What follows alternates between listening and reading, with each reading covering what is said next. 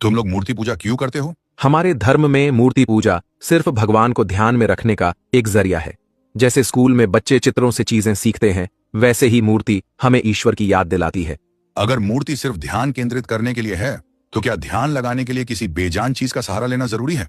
भगवान तो हर जगह मौजूद है, तो उसे महसूस करने के लिए मूर्ति की जरूरत क्यों? अगर कोई अपने पिता की फोटो से बात करे और उम्मीद करे कि फोटो जवाब देगी, तो क्या यह सही होगा?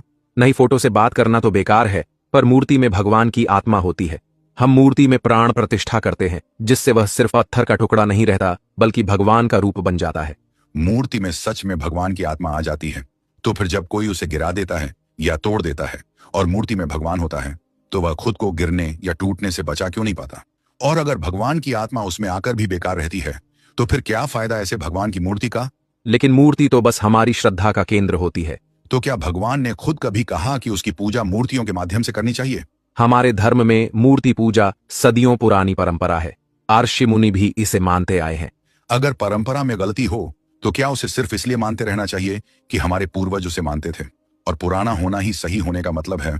तो फिर आज तुम लोग क्यों अपनी धर्म की बहुत सी बातों को काफी हद तक छोड़ बैठे हो, जैसे कि सती प्रथा, बाल विवाह, कुंवारी लड़कियों की पेड़ या जानवर से शादी, छुआछूत, देवदासी प्रथा, जाति के आधार पर पेशा चुनना, यज्ञ और पशु बलि, जनेऊ संस्कार, संन्यास लेने की परंपरा, और ना जाने ऐसे कितने पुराने परंपरा हैं जिनको आज काफी हद तक छोड़ बैठे हो।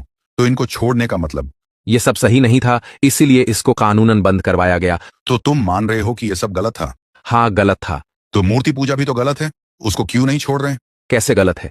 अच्छा, मान लो तुम किसी की फोटो को देखकर उसे याद करो, तो क्या फोटो से वह इंसान तुम्हारी मदद कर सकता है? नहीं, असली इंसान ही मदद कर सकता है। तो फिर तुम्हें किससे मदद मांगनी चाहिए? असली भगवान से या उसकी बेजान मूर्ति से? असली भगवान से। यही इस्लाम सिखाता है। हम सिर्फ उस अल्लाह की इबादत करते हैं जो हमें देख सकता है, सुन सकता है और हमारी दुआ कबूल करता है, इसलिए हम उसे ऐसे ही पुकारते हैं। लेकिन हम मानते हैं कि भगवान तक पहुंचने के कई रास्ते होते हैं और मूर्ति पूजा उनमें से एक है। सभी रास्ते सही हो सकते हैं।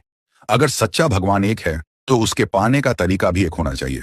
क्या यह संभव है कि एक ही भगवान की पूजा दो विरोधाभासी तरीकों से की जाए, एक मूर्ति के माध्यम से और दूसरा बिना मूर्ति के?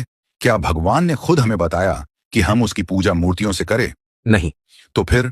और वो ईश्वर जो सब सुनता है, सब देखता है और सबके दिल का हाल मालूम है उसे, वो क्यों अपनी पूजा किसी बेजान मूर्ति के जरिए करवाएगा? वो तो यही कहेगा ना कि तुम मुझे याद करो, मुझे पुकारो। ऐसे ही क्यों कि मैं तुम्हारी पुकार सुनता हूं, तुम मुझसे ऐसे ही मांगो, मैं सुनता हूं। जैसे अल्लाह ने कहा कि तुम मुझसे दुआ मांगो, मैं तुम्हारी दुआ कबूल करूंगा। यहां तो अल्लाह कह रहा है डायरेक्ट मांगने के लिए, किसी मूर्ति के जरिए